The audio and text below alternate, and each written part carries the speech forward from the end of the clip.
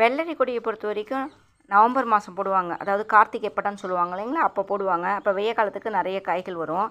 நாம் மாடி தோட்டம் தாங்களே, அதனால் மாடி தோட்டத்தில் இந்த ஆடிப்பட்டத்துலேயுமே போடலாம். இதுக்கு என்னென்னா மண்கலவை நல்ல செறிவான மண்கலவை, நிறைய காய்கறி கழிவுகள் அதெல்லாம் போட்ட மண்கலவை கொடுக்கறது ரொம்ப முக்கியங்க. அதே போல் பேகோடைய சைஸ் நல்லா பெருசாக இருக்கணும். ஏன் அப்படின்னு பார்த்தீங்கன்னா கொடி ரகம் நிறைய ஸ்ட்ரென்த்து தேவைப்படும். அதனால் ப்ளஸ்ஸு நம்ம கொடி 15 நாளைக்கு ஒருக்கா கடல புண்ணாக்கு ஊற்றணும் அப்படின்னா நிறைய ஆண் பூக்களும் பெண் பூக்களும் நிறைய வைக்கும். அடுத்து 1 மாதத்துக்கு ஒருக்கா வேப்ப எண்ணெய் கரைசல் கொடுக்கலாங்க. அது மேலே தெளிச்சு விடலாம். வேப்ப எண்ணெயோடு லைட்டாக கொஞ்சம் ஷாம்பு போட்டு கலக்கி விட்டு நம்ம ஸ்ப்ரே பண்ணி விட்டோம்னா எந்த பூச்சி தொந்தரவும் இருக்காது.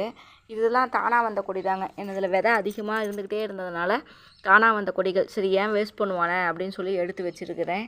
அதிலே பார்த்திங்கன்னா ஒரு கத்திரியை நடவு பண்ணியிருக்கேன். இது காய்ச்செடி, இது கொடி செடி, ரெண்டுக்கும் வெவ்வேறு ஸ்ட்ரென்த்துங்கிறதுனால ரெண்டையும் ஒன்றா நடவு பண்ணியிருக்கேன். கொடி எப்படி ஓடி இருக்குது பாருங்களேன். இந்த ஆடிப்பட்டத்துலேயுமே இது காய் வைக்குங்க. ட்ரை பண்ணுறவங்க இந்த ஆடிப்பட்டத்தில் இது குண்டு வெள்ளரிங்க, குண்டு வெள்ளரி, பிஞ்சு வெள்ளரி எல்லாமே போட்டு விடலாங்க. ட்ரை பண்ணி பாருங்கள். நன்றிங்க.